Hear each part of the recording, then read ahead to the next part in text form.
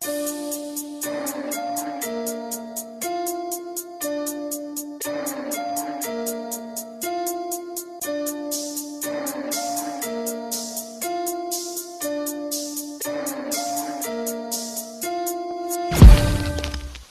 pour notre deuxième émission de Brooklyn Studio.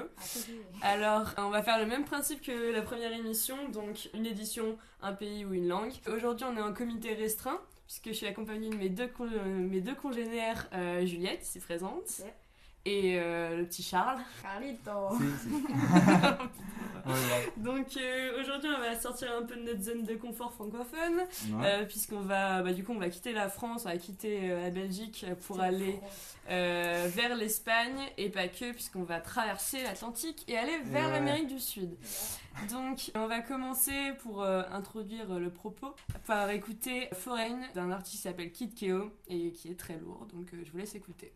Mi chica no es de por aquí, ella blanca como Europa, pussy como Medellín, estuvo en París por París y me lo estuvo dando todo cuando estábamos en Berlín. Hey, hold on, wait a minute, what up? Oh, maybe have you seen my girl around this spot? Hey, she was making business, though she was right there. I don't know what the fuck she doing, what is shooters at? Hey. Vous venez d'écouter Kid Keo, donc Foreign. Donc on va commencer par vous parler des valeurs sûres du rap hispanophone. Juliette, tu me parlais d'un crew chilien qui s'appelait Lyricistas. Yes, Lyricistas, ouais, vous aurez la musique dans la playlist de toute manière. Il y a un son qui m'a vraiment fait kiffer d'eux, c'est Estilo Libre. Ouais. Vous pourrez l'écouter dans la playlist. C'est un peu avec ça qu'ils se sont fait connaître. Ouais, eux, c'est des Chiliens, ils sont plutôt jeunes et ils sont plutôt connus là-bas. Ils ont fait déjà 4 albums. Et ils dépassent le million de vues sur la chanson dont je vous ai parlé, Estilo Libre. Donc ouais, ils sont carrément en train de percer au Chili et en Amérique du Sud du coup. Il y a leur dernier album en 2016 qui est sorti, qui s'appelait Bon Voyage, en français en plus. Et qui est sorti en Amérique du Sud mais aussi en Espagne. Du coup, il y a moyen qu'ils percent aussi du côté européen. Et genre pour l'instant ils sont pas ultra connus en Espagne ni rien. Pour l'instant c'est plutôt connu en Amérique du Sud. Ouais. Et du coup ils commencent à se faire connaître en Espagne aussi. Mais c'est pas arrivé jusqu'à... Ouais, grosse valeur Amérique du Sud. C'est ça, ok. plutôt sympa. Ok. Bon d'ailleurs en parlant de l'Espagne, tu voulais nous parler de quoi Charles? Moi c'est Berro. Alors Berro c'est un gars qui a commencé en s'appelant Berro Tamé. Et c'est un mec des îles Canaries. Alors c'est vraiment un gars qui fait plein de jeux de mots, beaucoup d'humour. Mais aussi des fois il y a pas mal de profondeur dans ses chansons. Par exemple, il y en a une, c'est Chamberga Stilo. Alors celle-là assez incroyable. Surtout les clips d'ailleurs qui sont incroyables. C'est des clips qui sont tous faits par une chaîne qui s'appelle Caché Richie. Et il y aurait même des rumeurs comme quoi ça serait Berro qui les ferait lui-même. Donc c'est vraiment un gars qui est impliqué. Il aime ce qu'il fait. Il a commencé vraiment avec des trucs normaux, des instrus typiques, assez prévisibles. Mais en 2015 il a vraiment changé de style. Alors il a vraiment forcé l'accent sur tout ce qui est exotique, voilà, son style un peu île Canaries et tout. Et il s'est rapproché, on va dire, de la trap et puis aussi du rap un peu old school des années 90. Et c'est là vraiment que ça explose. Alors le mec, il va faire avec sa chanson Mucho 9 millions de vues sur YouTube. Donc c'est vraiment un gros début. Et on attend son prochain album qui va bientôt sortir. Ah, je suis chaud. Bon, du coup pour rester sur l'Espagne, vous l'avez écouté en premier son là dans l'introduction. Je vais vous parler de Kid Keo un petit peu. Donc faut savoir qu'il a fait un son sur la chaîne Colors, donc son son Foreign que vous avez écouté. Et il a pas mal explosé par rapport à ça.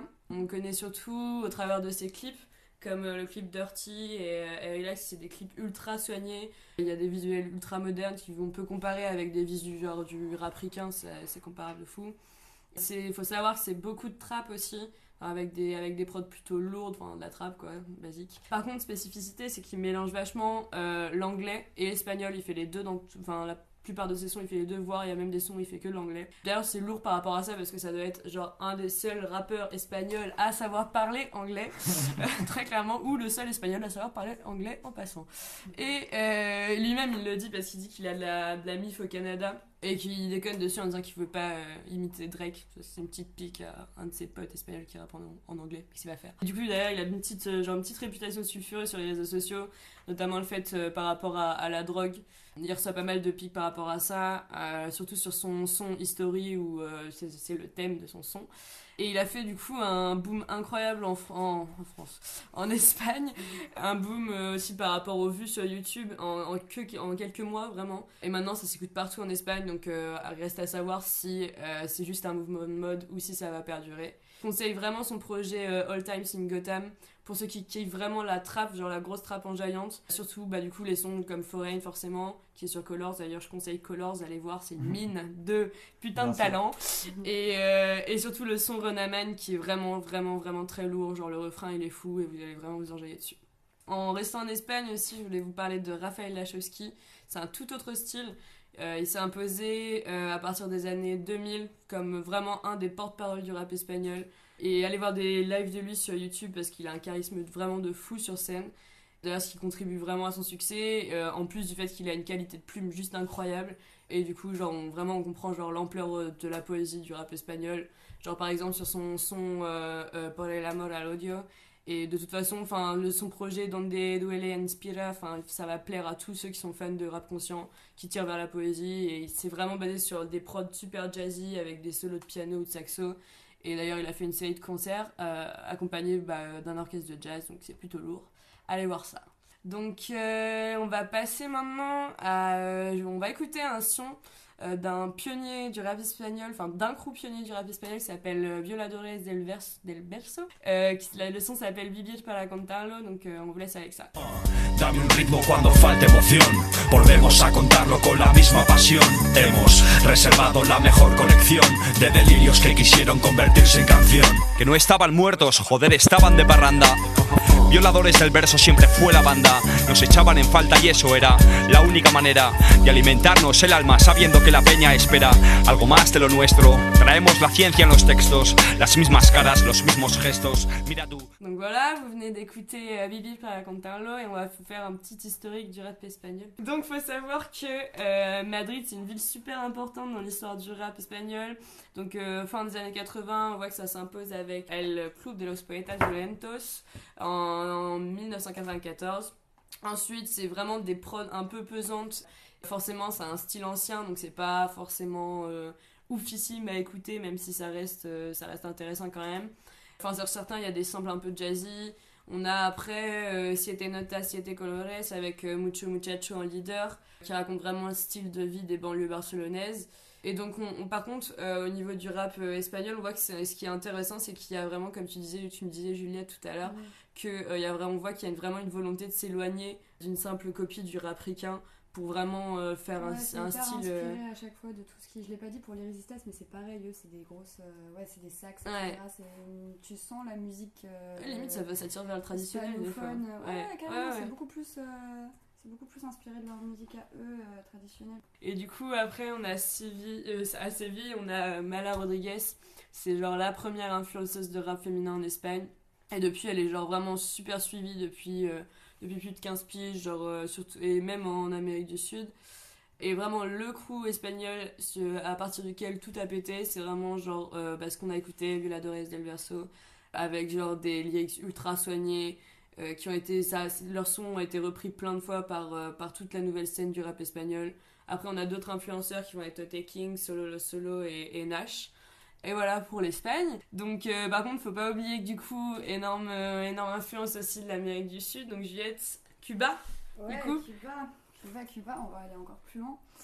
Ouais, Cuba, moi j'ai un gros coup de cœur depuis déjà un petit moment pour un groupe qui s'appelle Orichas. Yes. Qui est un des vrais pionniers du rap cubain, dans le sens où c'est eux qui ont fait un peu exploser le rap cubain sur l'île et en dehors de ça.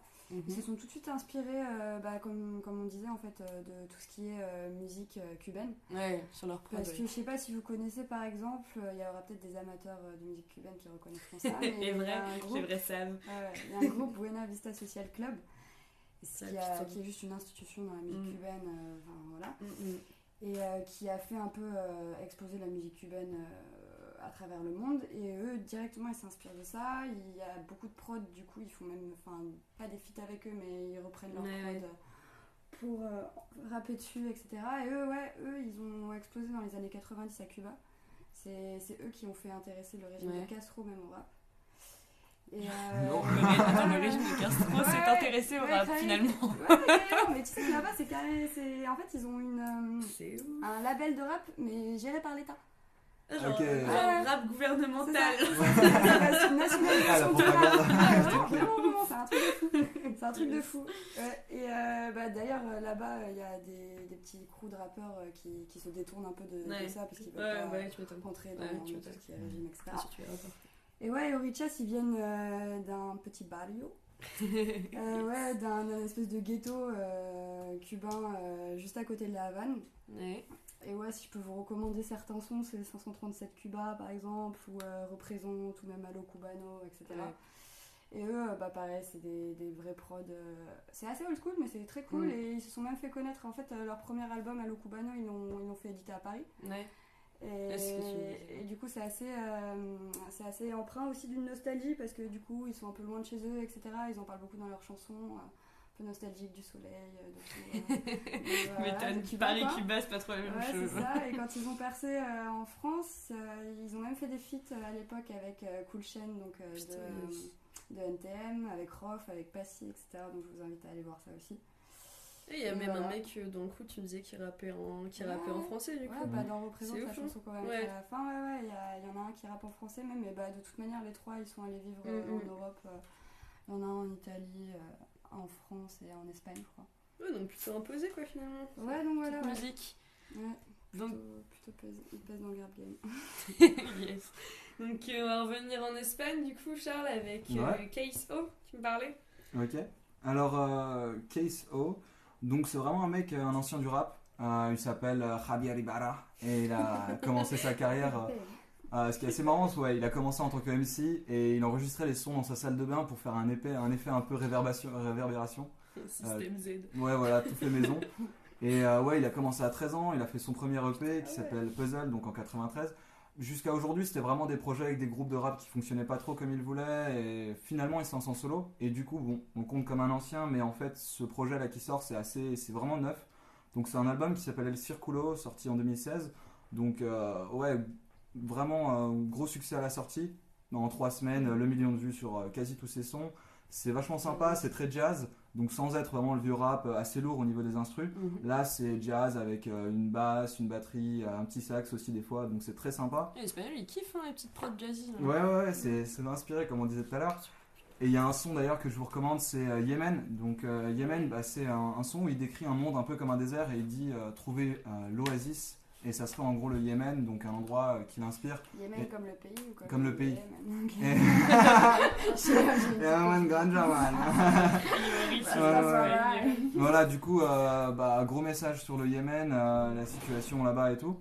Donc vraiment quelqu'un de cool, c'est pas non plus gros rap conscient, hein, c'est juste ce son-là, mais ça fait plaisir d'avoir des petites choses comme ça.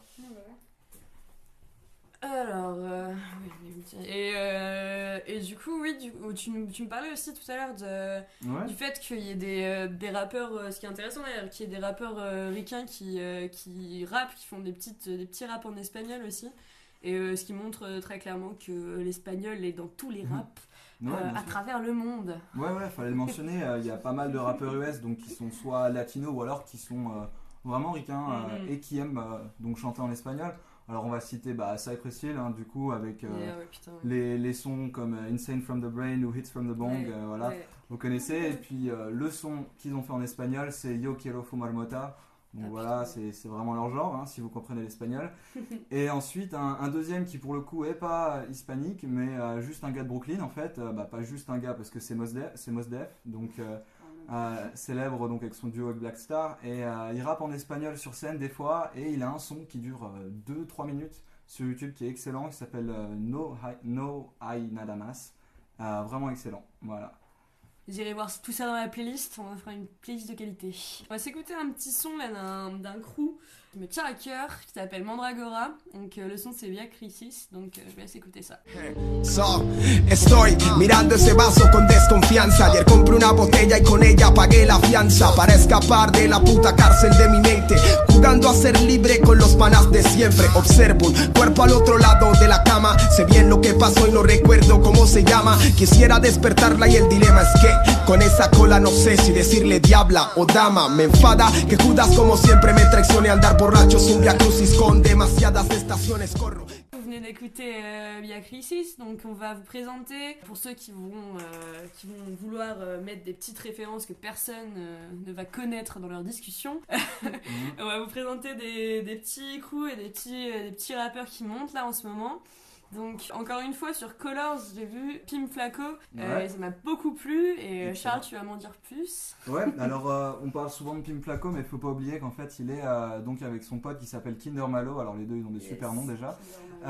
C'est des mecs de Barcelone, ils ont 22 et 26 ans, très jeunes, et ils sont déjà donc sur Colors. Alors c'est assez spécial, hein, c'est une influence vraiment trap US et flamenco. Alors j'ai pas reconnu le flamenco, mais il y en a sûrement dans ses autres sons. Ce mec là il est il est vraiment incroyable quoi, parce qu'il a fait des feats donc à 22 ans avec des gars comme Tommy Cash. Alors pour ceux qui connaissent, c'est un gars d'Europe de l'Est, d'Estonie, assez fou. Enfin, en gros, dans ses clips, il est sur un cheval et il achète un McDo, c'est ce genre de délire. Ou alors, il fait une chicha sur un bloc. Attends, mais déjà, lui, dans le Colors, il rappe pieds nus, non? Ouais. Ils sont très chauds, Voilà, donc vraiment un délire assez énervé et assez sympa, vraiment. Ensuite, dans les nouveaux gars qui montent, pas très connus, il y a Ajax et Proc. Alors Ajax c'est plus connu que Proc, mais faut savoir que c'est des frères jumeaux, c'est assez spécial. C'est un genre de délire familial. Faut quand même garder la relation parce que ça doit être dur quoi, jour le jour avec ton frère et tout. Donc c'est des gars qui viennent de Grenade en Espagne. Alors si on fait du rap assez underground avec des sons comme Al Baizin, 24/7 ou alors El Grito del Esclavo, c'était souvent des trucs vraiment donc underground, de critique sociale, injustice, assez conscient. Mais ce qui les a fait un peu changer de style, c'est le jour où ils ont publié leur chanson Policia, donc Police. Gros souci, donc le son sur les flics, forcément ça parle des flics, donc ça plaît pas aux flics. Et une logique imparable. Et le clip donc est supprimé par un juge, gros problème avec la justice. Et finalement ils se sont dit de passer à un petit style un peu plus classique des années 90 hip-hop. Combiner un peu avec des sonos assez nouvelles, des trucs qu'on peut faire avec des nouveaux logiciels de prod modernes et tout. Donc voilà, très sympa, ça change et pas beaucoup de sons, mais à voir. Pour l'instant, il n'y a pas grand chose sur YouTube, mais c'est à voir. Ensuite, alors on a Echo, donc un autre gars qui monte. Faut aller voir son son qui s'appelle Disputa.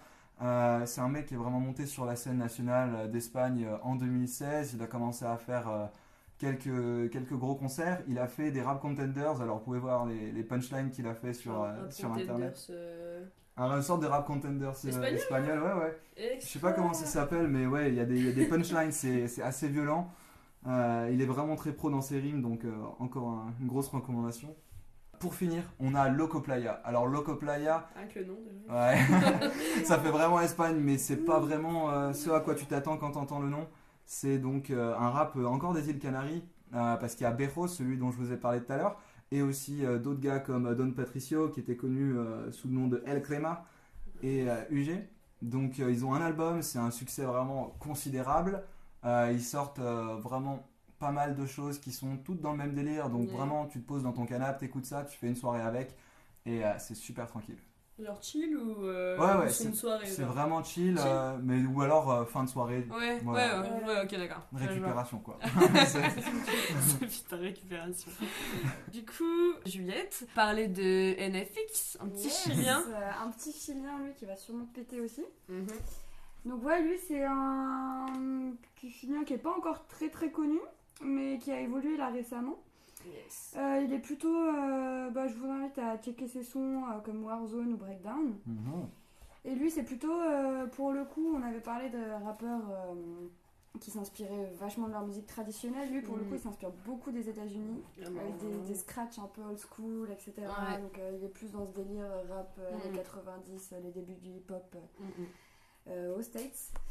Et donc du coup plutôt sympa, et il y a moyen qu'il passe bientôt, en tout cas au moins chez lui, Chez nous, ça reste à voir. Faux. Mais il y avait je sais plus quel crew a été passé, mais il y avait un crew espagnol ou Amérique du Sud qui était passé aux Vieilles Charrues, et apparemment c'était très chaud. Ouais, mais on n'en parle pas. Ouais, non, on n'en parle pas assez. Faites percer, les gars. Écoutez le rap Ouais, espagnol, vas-y, les gars. Donc moi je vais vous présenter du coup le crew, et en particulier un type de crew qu'on avait écouté tout à l'heure qui s'appelle Mandragora. Donc c'est un crew qui s'est vachement imposé, surtout avec un de leurs titres qui s'appelle Fly So High, et un son surtout qui s'appelle K-D6. Donc ça c'est plutôt connu pour le coup, ça va pas vraiment monter, mais il y a vraiment que ce son qui est connu. En gros c'est une collab entre un groupe mexicain qui s'appelle Los Tabla et le rappeur colombien, donc Fly So High de Medellín. Et donc on voit vraiment que c'est le lyrisme poussé vraiment à son extrême, et pour le coup vraiment là on rentre vraiment dans les traditions, surtout dans KD6, genre c'est vraiment espèce de prod à l'ancienne avec la petite guitare derrière, ultra cool à écouter. Et je conseille vraiment le projet qui s'appelle Preludio. C'est vraiment des prods, par contre là c'est vraiment des prods et des samples genre qui sont vraiment très jazzy, avec un discours par contre qui est plutôt engagé. En particulier donc le son qu'on a écouté tout à l'heure, donc Via Crisis, c'est vraiment genre une critique du système, etc. Mention particulière au type qui fait des prods, parce qu'il est vraiment très chaud. Ça s'appelle The Equation Beats, et il est vraiment ces prods jazzy avec des espèces de solos de saxo, c'est vraiment tellement un plaisir à écouter. Et faut savoir aussi que Fly So High est un MC, il est aussi activiste du coup depuis 2007. Du coup on va écouter pour finir un son qui réside dans le cœur de Juliette, qui s'appelle Représente de Dorichas, ce dont elle nous a parlé tout à l'heure, AQA. Enjaillez-vous dessus et sentez la chaleur. Écoutez la playlist qui suit derrière. C'est ça. Ouais, la playlist. Hein. Candidato para rumbear en la cadencia, represento mis ancestros toda la mezcla, no lo pierdas bro, latinoamericano de La Habana te lo mando con sabor mejor, aprenderás que en la rumba está la esencia, que mi guaguanco es sabroso y tiene buena mezcla, a mi vieja y linda Habana, un sentimiento de manana, todo eso representa Cuba, orillas de La Habana. Donc voilà, on vient d'écouter Orichas, du coup, représente. On espère que vous avez kiffé. Donc malheureusement pour vous, ça se termine maintenant cette émission. On espère que vous avez kiffé, qu'on vous a vraiment fait connaître certains trucs, et vraiment allez écouter le rap espagnol et le rap hispanique en général d'ailleurs. Yes. Parce que ce soit en Espagne ou en Amérique du Sud, Amérique centrale, Mexique, Cuba, etc., vraiment ça vaut le coup. Il y a vraiment des trucs fous, il faut pas croire que c'est vraiment en dessous. Certes, le rap français, le rap français, certes, il y a beaucoup de choses à écouter, mais le rap espagnol, c'est vraiment un puits, mais il y a vraiment énormément de trucs. Et pour tous les goûts en plus, vraiment pour tous les goûts. Donc on espère qu'on vous a fait connaître quelques trucs, et voilà. Et restez connectés pour boucler l'édition 3, qui sera sur le Québec et le Canada. Donc vous n'êtes pas prêts.